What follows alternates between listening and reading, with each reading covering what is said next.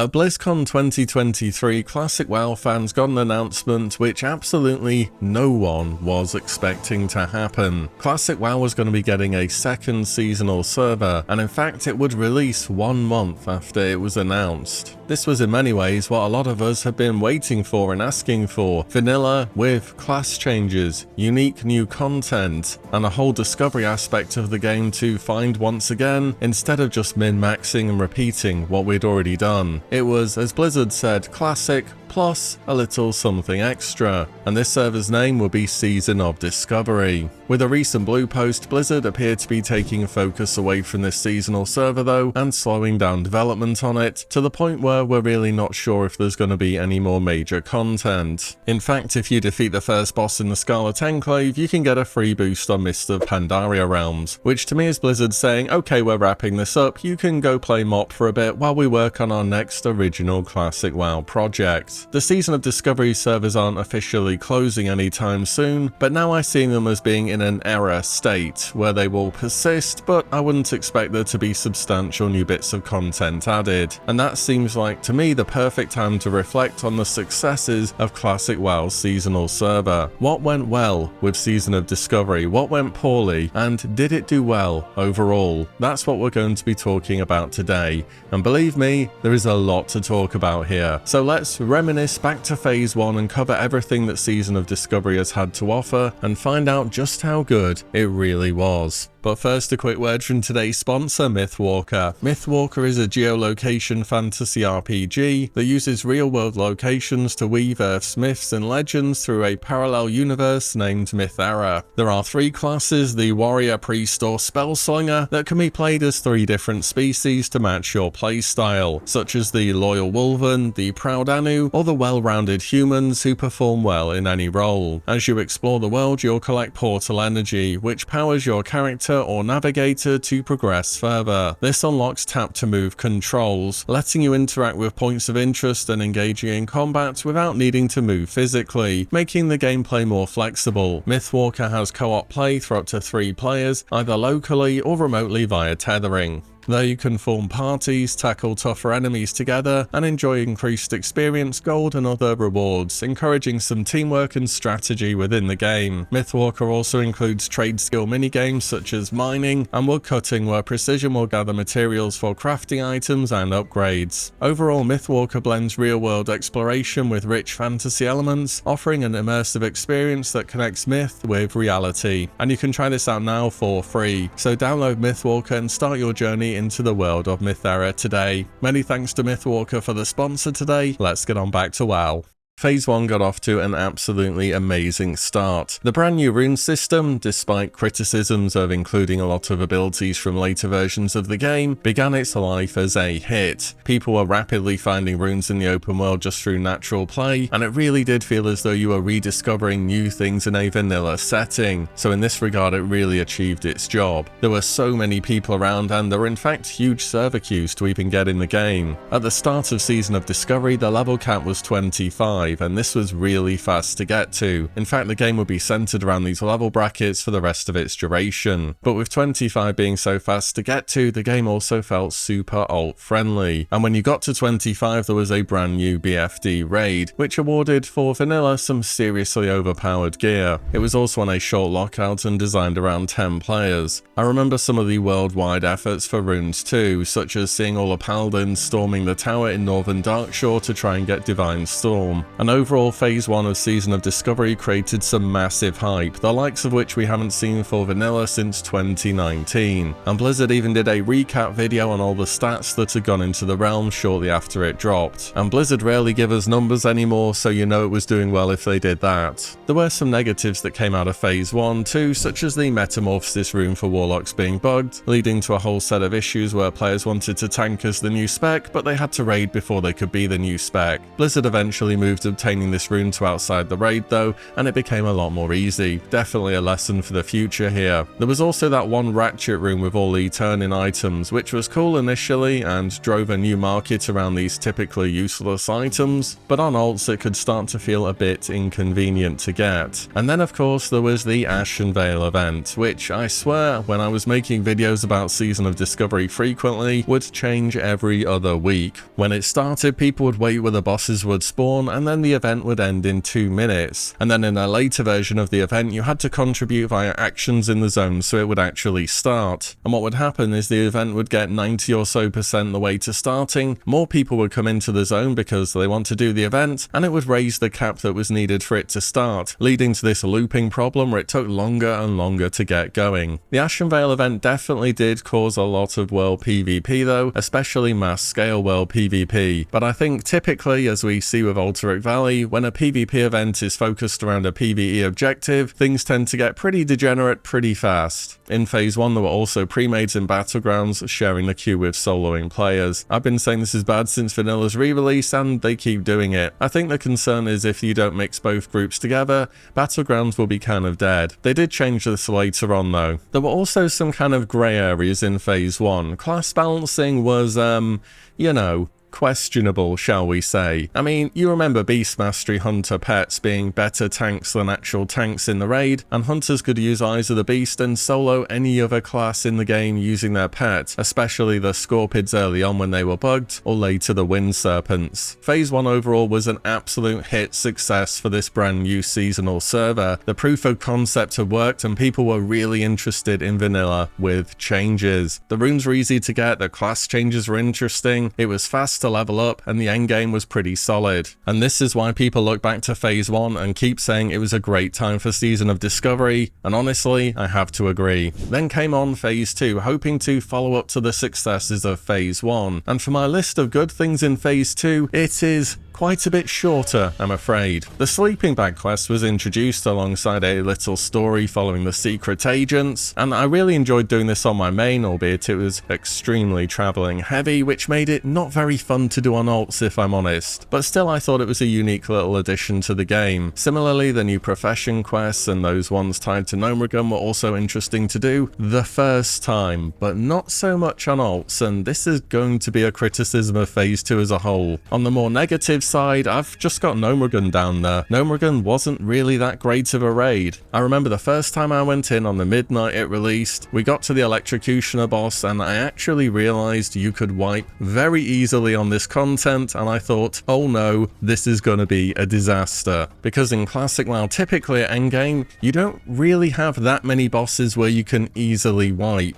I mean, usually something has to go drastically wrong, like you over-aggro in BWL and one of the dragons breathes on the raid. Wiping on Electrocutioner was as simple as somebody standing in the wrong spot for a few seconds. The last boss on top of that was also a marathon of a fight, which at the start was also quite challenging. And weirdly enough, you had bosses in Gnomeregan with higher armor values than Ragnaros, which made playing as melee, especially the warrior class, which is dependent on dealing damage to generate rage, just not very fun. 25 to 40 was also an awkward level bracket. Simply put, there was so much running around. Too much running around until you could hit level 40 and finally get a mount. And unlike regular vanilla where you play 1 to 40 on a character and get a mount, here you had a bunch of these characters parked at level 25, and the amount of running the game wanted you to do just started to feel excessive. Again with Phase 2, the world opened up, more zones became available, more runes became available, but things for me started to get way too spread out. I think the pinnacle of annoying runes to get on ults was definitely Dark Riders. A bunch of elites you had to defeat in separate zones across the entire world. I only did that twice on characters, and after that, if I wanted to play an ult, I looked at what the Dark Rider rune was, and if it was pivotal to the playstyle of the spec I wanted to play, I just didn't play that class. So that's how much I did not want to do this rune again. On top of the runes becoming more spread out, they were also much more difficult to find organically. I'll ask you this, do you think there's genuinely any player in Season of Discovery, just one person, who has found all the runes by themselves himself unassisted by,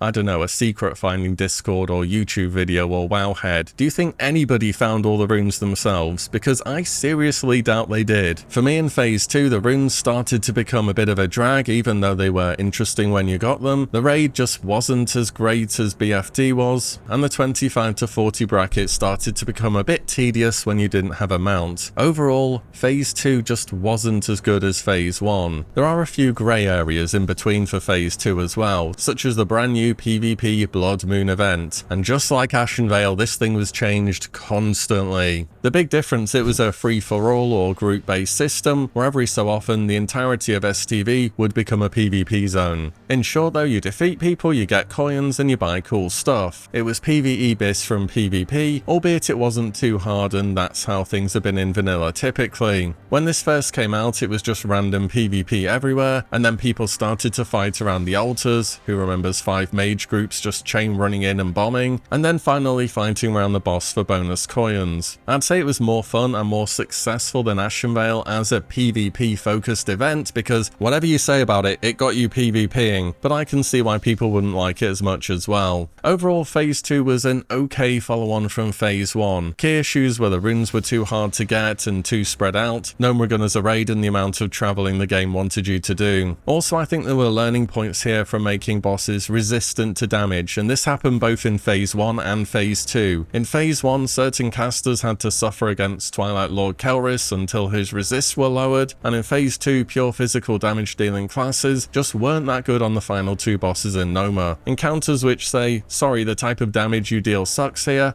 it's just not very fun, it turns out. And then we get to Phase 3, where the good list is even shorter than Phase 2.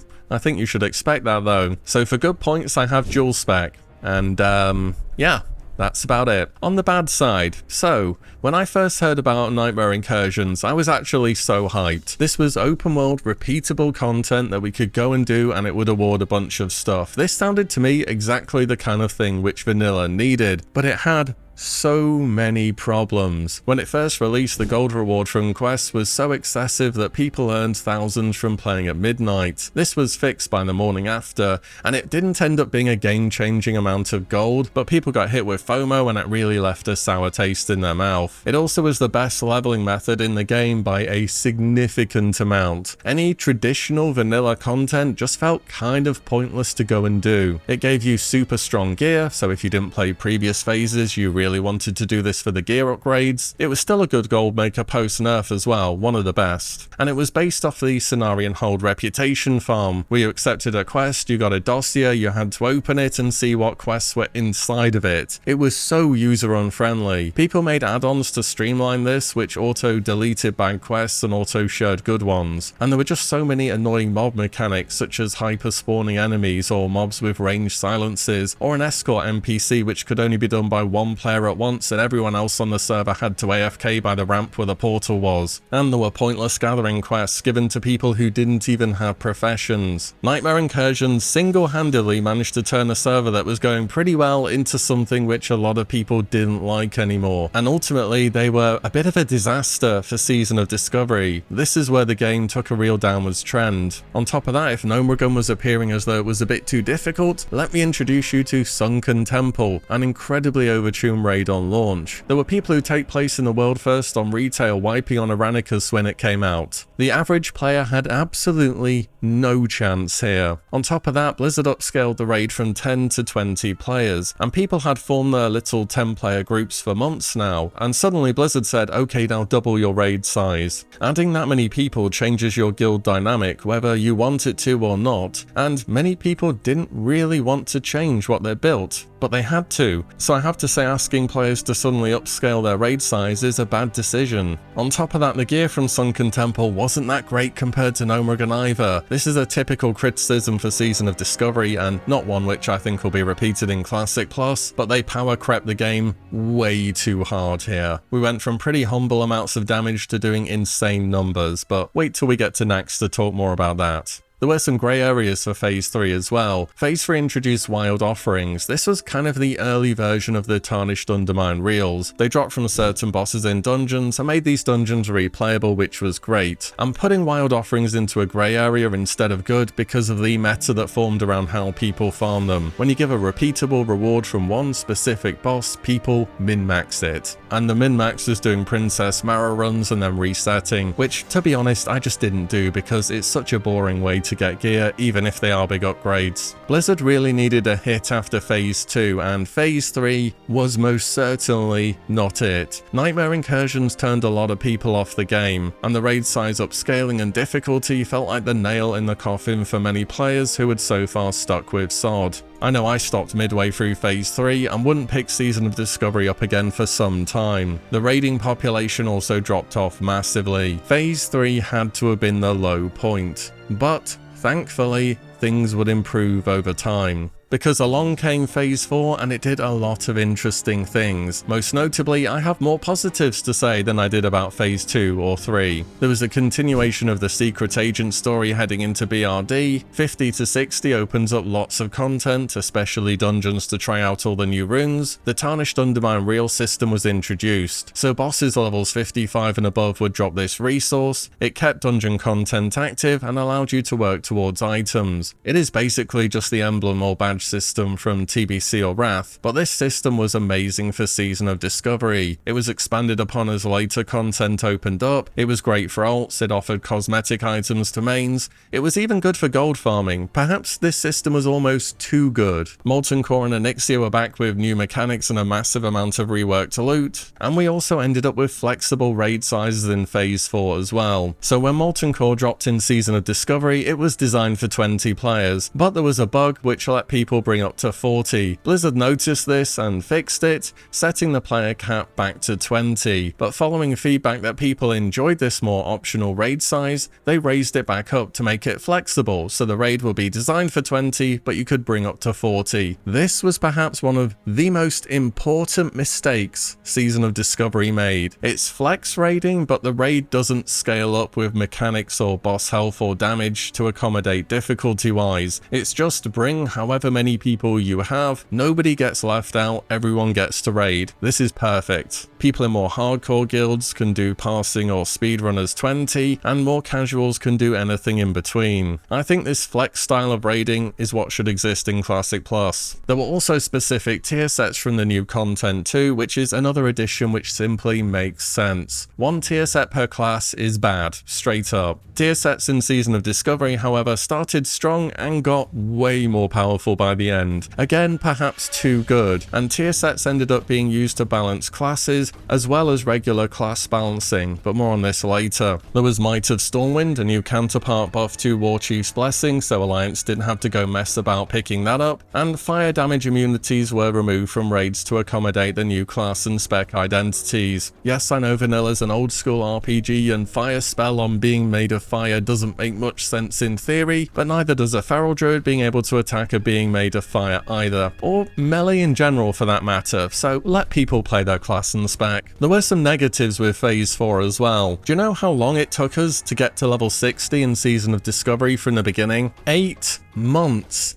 8 months to get from 1 to 60. I mean, the phase patches with the different level brackets were interesting, but this was just too much. It felt as though perhaps there were one too many pauses from 1 to 60 in fact. Despite Molten Core being interesting from a loot perspective, it introduced a brand new mechanic called heat levels, and there was heat levels 1 to 3. Heat level 1 was you pretty much just go in there and do it as normal, level 2 was you needed some fire resist to be successful, and level 3 was you needed a lot of fire resist to be successful. The reason why is if your fire resist was too low for your heat level, taking any fire damage would insta-kill you. So depending on your raid's aspirations and which heat level they wanted to do, you had to go and farm your fire resist set. This meant you had a set of gear specifically for Molten Core, and your Molten Core BIS wasn't going to be that great outside of Molten Core, where you didn't need to stack hundreds of fire resist. Heat levels weren't a great feeling mechanic, as it was just a mandatory number you had to hit in order to be functional within the raid. I think resist mechanics can still be interesting for tanks, since they're the ones taking direct hits from the boss, but not so much for everyone mouse. On the grey side, we have yet another mixed reception from a PvP event, this time the Blackrock Eruption event. It had a PvE side outside the mountain where mobs spawn, you do a bunch of quests, you gain rewards, that's fine. It was decent, but I found it super annoying how often this was up when I was trying to level. The mobs that spawned in the open world of Searing Gorge were way too high level for leveling players, and they would also attack your regular quest mobs in the zone. This seemed like such an easy oversight to just not have happen. Inside the mountain was the PvP part of the event. Initially in this phase, this was the best way to gain honor, but it was just kind of ganking people who walked outside of BRD, which isn't very interactive. Blizzard would later introduce a ghost form to help players get resituated when they get ganked, and to ease the pain of getting around the mountain. This stayed a good way to get honor though, and made this open world spot active. I mean, more active than it already was, that is. Phase 5 came out pretty soon after Molten Core, much to the surprise of many people, and it features a lot of new interesting content. There was some cool class quests to get weapons from BWL, and speaking of that, Blackwheeler and ZG were added together where they're usually separate. There was also a brand new dungeon in Demon Fall Canyon. Again, no one really expected this, but it was a solid new bit of content, and it's always exciting to see something brand new. The Thundering encounter was made into an instance instead of just being part of the Thunder Fury quest, and all world bosses would get this treatment too, so Khazar, Kaziagos and the Green Dragons. For BWL, Blizzard tried out a new raid specific mechanic and got rid of heat levels, thankfully. Instead, this new raid would have trials, and trials would be kind of like affixes which would modify the raid's difficulty. The more trials you complete the raid with, the more bonus loot you get in the end chest. These involved adding random stack or spread mechanics to fights, giving players a haste buff or debuff, a grievous wounds type debuff for healers, and hardest of all, the black trial, adding new mechanics to all bosses. Players only needed to do 3 trials max for bonus loot, and one of them would be active by default each week to change things up a little. Similar to heat levels, this gave players choice, but this one didn't force you into gearing a ton of resist to be successful. Players could make choices for which trials they wanted, so it could just be an easy run, or they could make it more difficult. At the end of the day, it was just bonus loot that was on the line. This system seemed like a big hit, which people overall enjoyed. In Phase 5, Blizzard also let people purchase bind on account runes for ones you had already discovered on your main. I felt like this could have happened some time ago, but it was the first step towards the rune vendor, so I guess it's a positive too. Overall, it showed promise for the endgame content of Season of Discovery. While other phases had a lot of things to say, both good and bad, this time around it seems overall positive. And then along came the AQ phase. This is the patch where things usually start to go downhill for vanilla related servers, and Season of Discovery did see that all too common player base drop off here as well. Similar to Molten Core and Blackwheeler, there is also a new raid difficulty here as well. Players would opt into the extra difficulty level before a boss, and the more bosses you did in a row on the extra difficulty, the more bonus loot you would get. But as you kept going, there would be more affixes added to make the raid more difficult, and if you wipe, a lot of that bonus loot would be gone. It's kind of a how far do you want to push this sort of mechanic, offering something new for more hardcore players to get extra items, or you could just do a basic run of AQ and everyone would still be able to complete it. An important thing in vanilla raiding is that everyone has access to the best loot. If you did something harder, you just got more loot overall, so I think this was a decent compromise. Still not exactly Vanilla's most popular raid though. To be honest, I think they just have to make the trash after twins about 50% less terrible, and people wouldn't mind this raid half as much. Getting spam feared and mana burned and AoE'd as much as you do just isn't fun. Phase 6 also brought in a very interesting system to world buffs. You could turn in Alliance or Horde commendations in exchange for consumable world buffs. These commendations were typically awarded as part of the AQ war effort and were just turned in for rep, but now you could buy world buffs to use whenever you wanted. This is perhaps the only time I've ever actually liked world buffs in Classic WoW, and it's not for the reason you'll expect. I mean, the convenience of having them whenever you wanted was nice, and it made it so if you lost them for whatever reason, it didn't feel as though the raid night was pretty much over because you're not going to do any damage anymore. But the best thing about this system is that it made world buffs into a gold sink. Vanilla WoW is terrible at removing gold from the game. There is learning spells, mount stuff, repairs, the auction house, and that's basically it. The game always gets hyper inflated, just see Anniversary or Error Realms. World buffs for gold was a great move. It made them more bearable in raid, raids, and remove gold from the game, which was good for the economy. For world buffs, I would still rather see them not be a part of raiding. I wouldn't even want world buffs if they were a free passive you just got in raids. We'll wait till we get to Scarlet Enclave for why, but still this was the best version of world buffs that has ever existed. Overall though, for this phase, AQ just feels like it's a bit of a problem child for vanilla, which is yet to be resolved. And I think the trash in there just pretty much needs to be hammered to the ground for people to find this raid decent. But then we get to phase 7, and where people dropped off in phase 3, in phase 7 they came back. This phase had so much good about it. Finally Blizzard added a vendor where you could just go and straight up buy all of the runes in the game. This was a turning point for Season of Discovery, and it was better late than never, even though it was a late. The biggest addition though was by far the Karazhan Crypts dungeon.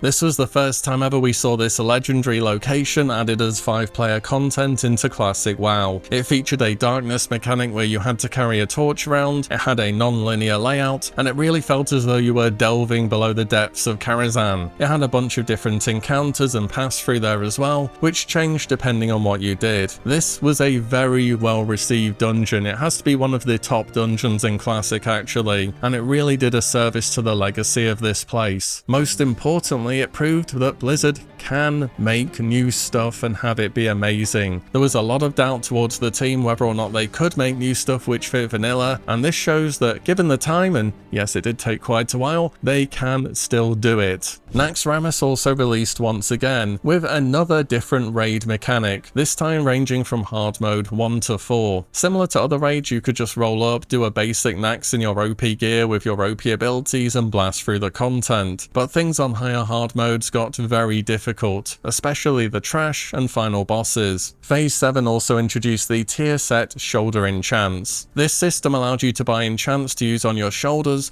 which would act as any previous tier set bonus. This started to give rise to a way of gearing which was unique to Season of Discovery, of mix and matching tier sets from all different raids. This opened up so many unique playstyles for classes. For example, I think the DPS Paladin ended up with the most ways of playing, between seal stacking, seal twisting, Exodin or Shockadin. There was just so much flexibility here. It was a really interesting time to be a min-maxer. This fit the vanilla way of playing too, because now sometimes you did want to go back and do an old raid for the tier set because it worked alongside a newer tier set to do something overpowered. I think this was overall good, but I am a bit on the fence about it because I don't know how this system would do very long term. Perhaps we get to a point where we need to sacrifice pieces of older tier to get reagents needed to craft new ones or something, I'm not sure, but it was interesting while it was there. There was also a new gearing system in Nax which maybe wasn't so good. This was sanctified gear. In short, this system was equip a bunch of gear which have the sanctified tag on them, and when you're in Nax you do a massive amount of bonus damage. People were doing more than Wrath or Kata levels of damage in Season of Discovery Nax. And then you went out of Nax again and you started to do regular damage, and that just feels kind of weird. I think this system was at one point planned as a send-off for Season of Discovery, where okay, we're at the end of the season now, just go and do big dumb damage because who cares, right? But then the Scarlet Enclave came around and things started to go back to normal once again. I doubt this system would be repeated, but yeah, as a criticism, I don't think Sanctified Gear was all that great. Overall, Phase 7 was when heads started to turn towards Season of Discovery again. With alt friendliness at an all-time high, a Karazhan dungeon and Naxxramas, the seasonal server started to grow once again, and this would continue on into the surprise Phase 8. Phase 8 was a moment no one could have expected, but everyone wanted to try. Whilst Phase 7 had the first new dungeon, Phase 8 featured the first brand new raid, the Scarlet Enclave. Finally, a Scarlet themed raid in a classic setting, another thing that players had wanted to see for so many years. Warriors, paladins, and funnily enough hunters, because everything's a hunter weapon, could work towards their Ashbringer Legendary, which is another iconic weapon in the WoW universe. There was also the new Avalon Zone, which was roughly the DK starting area, but there was enough to do and see there to make it enjoyable. But I have to say, although I think Phase 8 was definitely a hit, Blizzard did drop the ball in certain ways. First of all is they went back to tuning the raid around 20 players with having no optional difficulty mode, and when Scarlet Enclave first launched, it was very overtuned. Even super hardcore groups were wiping in there for days because bosses had insane DPS checks. Your casual group of 20 something players had no chance here. Even the first boss was too hard. It was a new raid, but you couldn't get any loot here. This forced long-standing established guilds to recruit in order to have enough bodies to clear. And this is what happened in Sunken Temple again. Demanding players to upscale their raid does not go down well. Yes, guilds should always be recruiting, but here it was recruit or die. Blizzard did want it to be a challenge for top-end guilds. They said it in their own words, and well, they certainly delivered on that, but I don't think it was for the best. People don't really play Classic for that super difficult challenge, but because it's fun and easy. I think you can get away with having 1 to 2 hard bosses towards the end of a raid. TBC actually did this pretty well, but not the entire raid. At least then people are getting some gear and feeling motivated to progress. Blizzard did end up nerfing the Scarlet Enclave a lot, even before the ICC style buff came in. I think the days of getting all misty-eyed because 1% of people can do something, at least in vanilla, are now well behind us. If people want a challenge, it has to be of their own creation through speedruns or parsing. Having optional challenges, how BWL was, seemed fine, but there should just be a basic run of the raid at the very least. With how difficult the Scarlet Enclave was, Blizzard lowered the cost of consumable world buffs by 80%, so not to crush people's motivation and wallets when progressing. This was a good move, I agree with them doing it, but now world buffs are just kind of a free passive for anyone putting in a little bit of effort, and with the gold sync angle removed, world buffs are now again in an awkward spot. Did Season of Discovery characters need world buffs to feel good and powerful? No, I don't think that they did. You can certainly argue your regular vanilla characters benefit from them more, but let's be honest, it's just a bunch of warrior mains who want to be rage capped doing double everyone else's damage who are the loudest about this feature. Another reason why Blizzard lowered the cost of world buffs is because they actually wanted to make a difficult classic raid, and with consumable world buffs you kind of can do that, but at the same time if everyone always has world buffs, why not just balance around, you know, not having world buffs, and we just don't worry about them anymore. World buffs were a fun thing that devs back in the day added in because they had no oversight for how they would be used in the future. They're just a for fun thing. Let them be part of the open world, let people use them in dungeons, sure, why not, but in future versions of Classic, I hope world buffs disappear from raids. Put it like this, raids already have temporary power gains, they're called buffs and debuffs. These extras like world buffs or even sanctified gear just feel like way too much. Overall though, Phase 8 was a surprise but a welcome one. Whilst I think it had issues due to the difficulty of the raid, it was also a success which, similar to Karazhan, showed that Blizzard can make new content and have it be awesome. Season of Discovery had such high highs and low lows. It was truly a journey to undergo. I know there's going to be things I read in the comments which I think, oh man, I wish I talked about this in the video. There is so much content in this season when you try and lay it all out. But let's try and go over a few last thoughts on the server. I hope the next original content we see is Classic Plus and that it's a persistent server that has no end date. I've already seen the odd comment pop up about Fresh Sod, maybe semi-jokingly, but a lot of people would play it, I know that. I think Fresh for me has to stop being normal. Classic, and I'm doing a video about this by the way, but Classic needs to be an MMO again, not just reset after reset and repeats. And this is one of the reasons why it really sucks for Sod players that they had to stop, because Season of Discovery is the closest Classic has been to being a traditional MMORPG in its history. History being since 2019, that is. Here with Season of Discovery, we had a server with new original content, active class balancing, a healthy player base, and an unknown future to get excited about. These are all the hallmarks of what MMOs should be. A present experience that's enough for you to want to play now, and things in the future which you're interested in trying. The irony here is the seasonal server played like an MMO should, whilst other versions of Classic hit hype and then die off, like seasonal servers should. Season of Discovery grew to be so much more than I think anyone, including Blizzard, expected it to be. It did have to end though, unfortunately, because they set expectations for it to be a season. If they, by the end of it, said actually this is Classic Plus, you would lose a substantial amount of people who would have been interested in trying it out. It would have been an absolute communication disaster. And I think this one may be a bit controversial. If you hated Season of Discovery and everything it tried, Classic Plus might not be what you're waiting for. I'm sure Classic Plus won't be as drastic change-wise with all the abilities and power creep, but it's gonna meet Classic somewhere in the middle. Classic Plus should be expected to deliver a lot more than,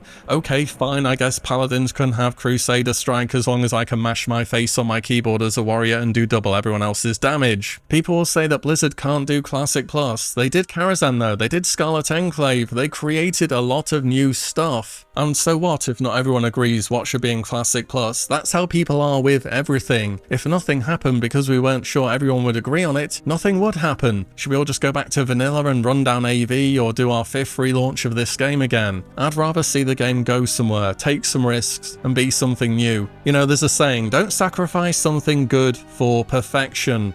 Was SOD perfect? No. Was it good? Yes. For the future though, I'm waiting to see the next original Classic WoW project, and the wait could still be quite far off, I'm afraid. There's possible news if Blizzard hold a Warcraft Direct or Gamescom 2025, but the next big venue for announcements will be Blizzcon in September 2026. And my hopes are all the way in on Classic Plus, really. Seasonal stuff was interesting, but it just grew into something that wanted to be a proper MMO, not just a season. So whilst it's sad to see Season of Discovery slow down now, it had to happen. And it's not as though Season of Discovery realms are getting turned off anytime soon either. Blizzard have expressed interest in keeping them around for a long time. So it will still be a place where you can play your characters. I just don't think you should expect there to be much in the way of new content anymore. There were a ton of learning points throughout Season of Discovery, and I have big hopes for Blizzard to take their time and pull off Classic Plus and give it what it deserves. But really now, it's just a waiting game for the next big announcement. And I have one last thing to mention. Thank you, Blizzard, for taking a risk and doing Season of Discovery. It worked. Whatever you want to comment, your thoughts on Season of Discovery, your favourite points of it, your highs, your lows, drop a comment down below. And as always, thank you so much for watching and listening in, and I'll see you all in the next one very soon.